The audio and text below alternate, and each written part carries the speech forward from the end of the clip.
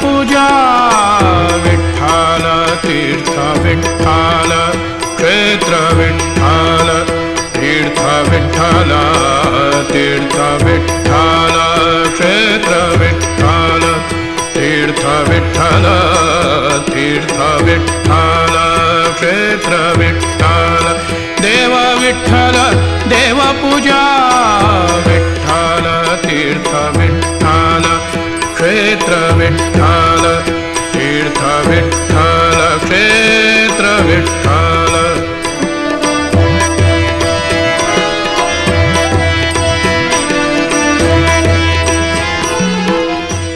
Ramakrishna Hari. The news प्लसच्या तीर्थ विठ्ठल क्षेत्र विठ्ठल या विशेष कार्यक्रमामध्ये मी उमाकांत चौंडे आपलं मनपूर्वक स्वागत करतो. गेल्या 15 वर्षापासून तीर्थ विठ्ठल क्षेत्र विठ्ठल हा कार्यक्रम आम्ही आपणापर्यंत पोहोचवित आहोत. आपण दिलेल्या प्रतिसादाबद्दल मी खरोखर आपला ऋणी आहे. हा कार्यक्रम यशस्वी होण्यासाठी अनेक जणांची आम्हाला मदत होते. त्यातल्या त्यात मी सगळ्यात नम्रपणे सांगू शकतो की हरिभक्त परायण धर्मराजजी वाडकर महाराज यांचं फार मोलाचं मार्गदर्शन आणि सहभाग यामध्ये असतो. आज देखील मी त्यांना विनंती केली, त्या विनंतीला मान देऊन हरिभक्त परायण धर्मराजजी या ठिकाणी आलेले आहेत. तर सर्वप्रथम आपल्या चॅनलकडून त्यांचं स्वागत. नमस्ते. नमस्कार महाराज.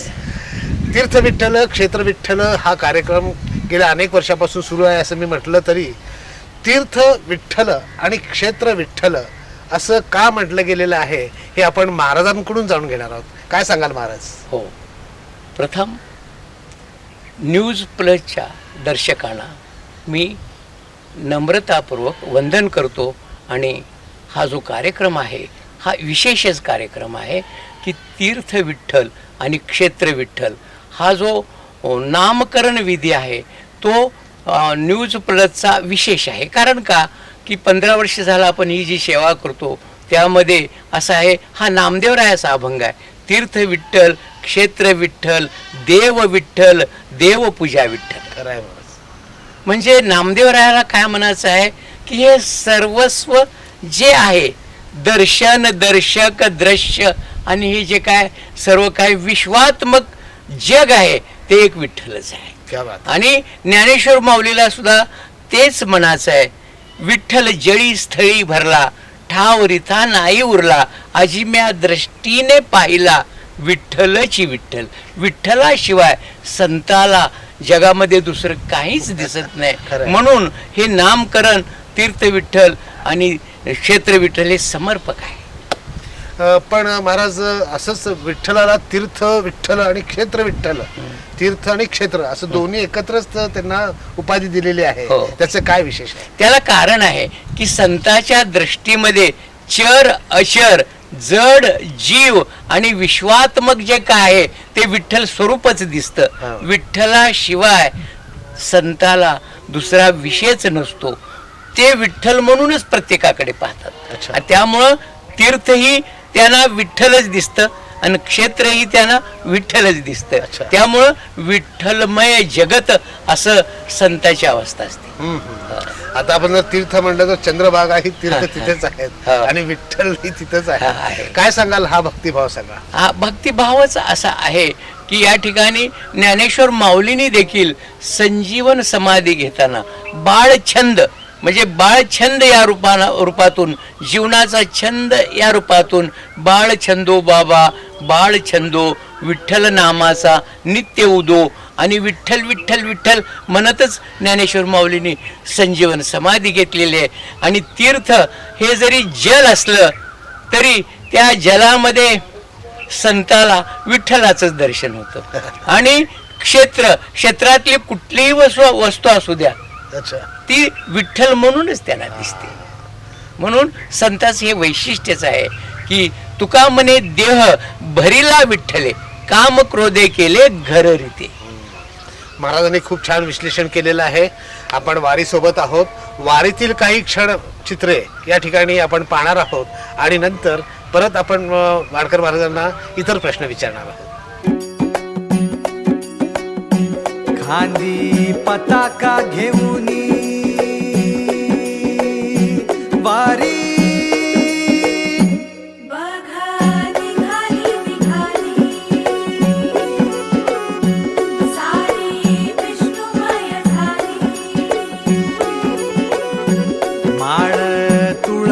वारीची शोभे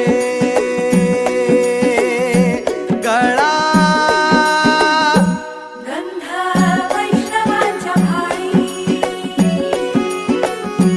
वारी निघाली निघाली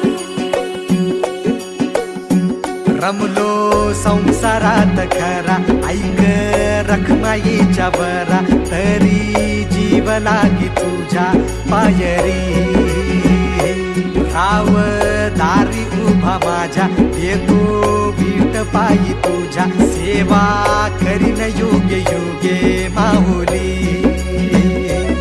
हरी मुखी नाम घोष विठ्ठला रंगी तुझ्या सोहळ्याच्या रिंगणी देहात रंग सावळ्याच्या अंगणी रंगी तुझ्या सोहळ्याच्या रिंगणी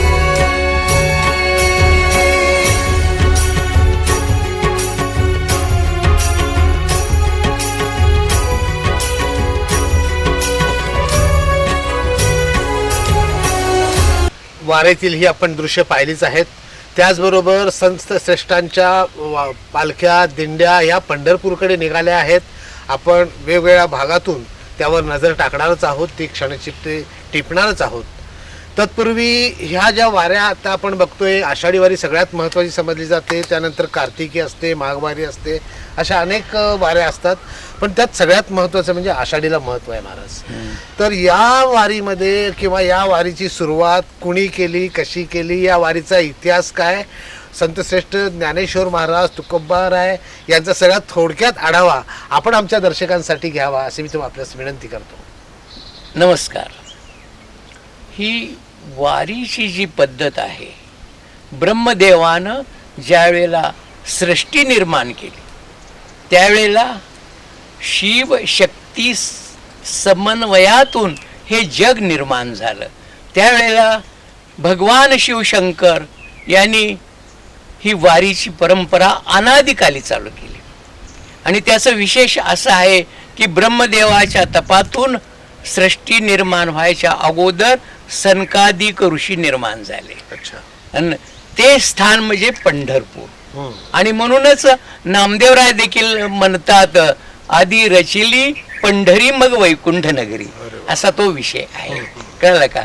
आणि भगवान शंकराने ही वारीची पद्धत चालू केली. काय सांग? मूळ वारकरी संप्रदायाचं मूळ आणि प्रथम वारकरी भगवान शंकर आहेत असं ज्ञानेश्वरीमध्ये आपले ज्ञानेश्वर माऊली सांगतात.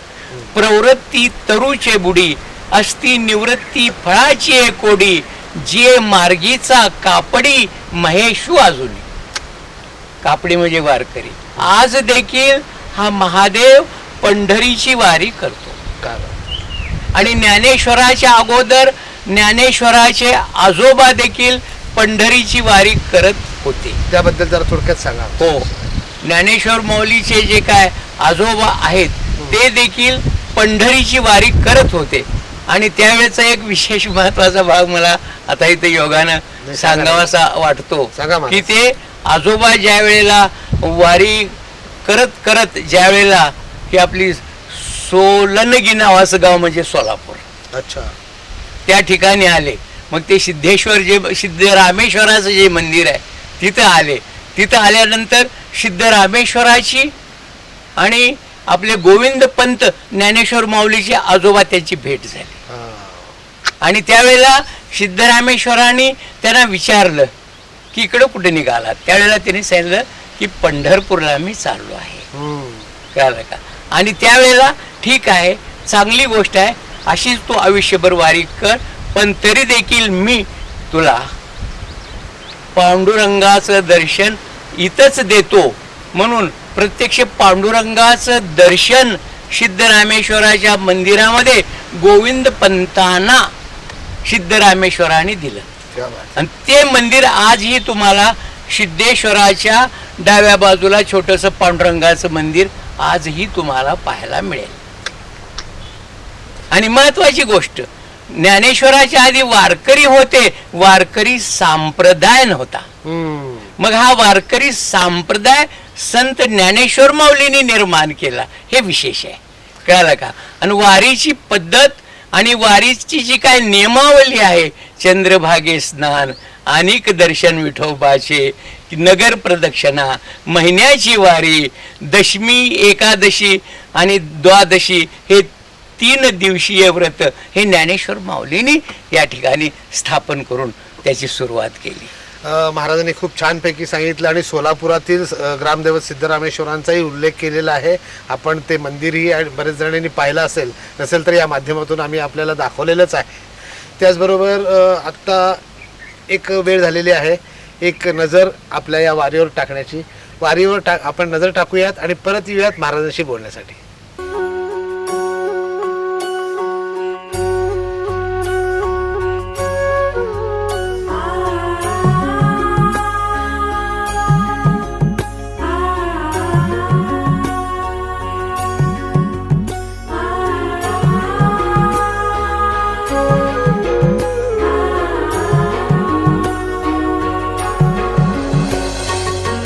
हाती काना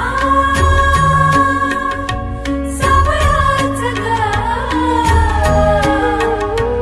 हासी मजताना विठू समग हाती काना सावळाच ग हासी मजताना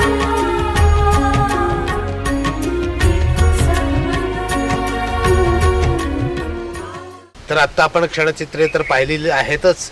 त्याचबरोबर मगाशी बोलताना महाराजांनी सांगितलं की वारकरी संप्रदाय हा म्हणजे वारकरी होताच ज्ञानेश्वर महाराजांच्या आधीपासूनच, पण भागवत धर्माची स्थापना मात्र संतश्रेष्ठ माऊली ज्ञानेश्वर महाराजांनी केली. तर हे भागवत धर्माची स्थापना करण्यामागचं नेमकं कारण काय आणि भागवत धर्म म्हणजे काय हेच विश्लेषण आपण महाराजांकडून ऐकणार आहोत. भागवत धर्म म्हणजे भक्ती धर्म आणि भक्ती धर्म हा विश्वात्मक स्वरूपाचा धर्म संत ज्ञानेश्वर माऊलींनी वारकरी संप्रदायाच्या निमित्ताने स्थापन केला. आणि विशेष त्याचं असं महत्त्व आहे की भागवत धर्माच्या ध्वजाखाली जगाच्या पाठीवरील कुठलाही माणूस येऊ शकतो. स्वतःचा धर्म, स्वतःचे रीतिरिवाज सर्व काही व्यवस्थित ठेवून ती परंपरा जोपासत वारकरी जगाच्या पाठीवरील प्रत्येक माणूस होऊ शकतो. त्यासाठी ह्या भागवत धर्माची विश्वात्मक स्वरूपानं ज्ञानेश्वर माऊलींनी स्थापना केलेली आहे. आणि विशेष म्हणजे ऋग्वेदामध्ये सांगितलेलं आहे, भगवो देवस्य धीमहि, भगवंताचा जो चैतन्याचा जो एक रंग आहे तो भगवा आहे बरं का. अरुणोदय ज्या वेळेला सूर्य उगवतो त्यावेळेला त्या सूर्याचा जो केसरी भगवा रंग दिसतो तसा चैतन्याचा मूळ स्वरूपाचा रंग भगवा असल्यामुळं भगवंताला भगवान म्हणतात. कळालं का? आणि त्या भगव्या स्वरूपाचं चैतन्य स्वरूप असल्यामुळं त्या चैतन्याचंच प्रतिनिधित्व भगवा ध्वज करतो.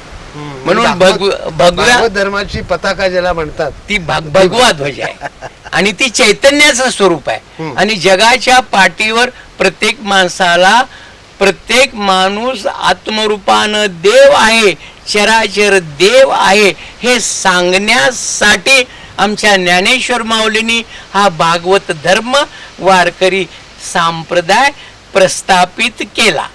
महाराज, अजून एक प्रश्न तुम्हाला विचारायचा आहे की आता संतश्रेष्ठ ज्ञानेश्वर महाराजांची पालखी फार मोठी आहे, ती दिंडी फार मोठी आहे. त्याचबरोबर जगद्गुरु तुकोबारायांची दिंडी पालखी खूप मोठी असते. पण ह्या अगोदर मी ऐकलंय की ते दोन्ही एकत्र यायच्या, तर याच्याविषयी काय सांगाल इथे? हो, अत्यंत सुंदर अशी कथा आहे की जसं पंढरपूरला नामदेव पायरीचं महत्व आहे तसं आळंदीला, अलंकापुरीला हैबत बाबा पायरीचं महत्व आहे. हैबत बाबाच्या पायरीलाच आपण स्पर्श करून साईबाबा बाबाच्या पायरीवरूनच आपण आत मंदिरात ज्ञानेश्वर माऊलीच्या आणि सिद्धेश्वराच्या प्रवेश करतो. कारण जेवढं नामदेवरायाचं महत्त्व पंढरीत तेवढंच हैबत बाबाचं महत्त्व या ठिकाणी आळंदीमध्ये आहे. कारण हा एक सैनिक असताना, म्हणजे तो एक शिपाई असताना ज्या वेळेला ते आळंदीत आले त्यावेळेला ज्ञानेश्वर महाराजाच्या नामाचं त्यांना इतकं वेड लागलं की ते ज्ञानेश्वरमय होऊन गेले. आणि मग त्यांनी सर्व संसारच पूर्णपणे संन्यस्त केला आणि स्वतः केवळ पंढरीची वारी हेच त्यांचं जीवन झालं. आणि शेवटी अंतसमयाच्या वेळेला ते इतके आजारी होते की अंगात ताप होता. पण ताप असताना देखील, त्यांना उठता येत नसताना देखील, पावसाळ्याचे दिवस असताना देखील हैबत बाबा नामाच्या शक्तीनं पंढरपूरला चालत गेले. त्या तापाच्या ह्याच्यात सुद्धा 104च्या पुढे ताप असताना गेले आणि पुन्हा परत येताना चालत आले, तापातच आले. आणि ज्या वेळेला हैबत बाबा त्या महाद्वारामध्ये आले आळंदीच्या, त्यावेळेला ती जी पायरी आहे त्या पायरीवर त्यांनी ज्ञानेश्वर ज्ञानेश्वर म्हणून देह ठेवला. त्यामुळं ती हैबत बाबा पायरी आज झालेली आहे. महाराजांनी खूप चांगलं विश्लेषण केलेलं आहे. हा भाग या ठिकाणी आपण थांबवणार आहोत कारण आपल्याला अनेक विषयावर चर्चा करायची आहेत, अनेक भाग आहेत, दिवस कमी आहेत. वाडकर महाराजांना विनंती करतोय पुढच्या भागात देखील ते आमच्यासोबत राहतील. याचबरोबर तीर्थ विठ्ठल क्षेत्र विठ्ठलचा हा भाग या ठिकाणी थांबतोय. हा सगळा जो भाग होतोय किंवा हा जो सगळा प्रयास होतोय हे विठ्ठलचरणी अर्पण करून आपण या ठिकाणी थांबूयात महाराज. रामकृष्ण.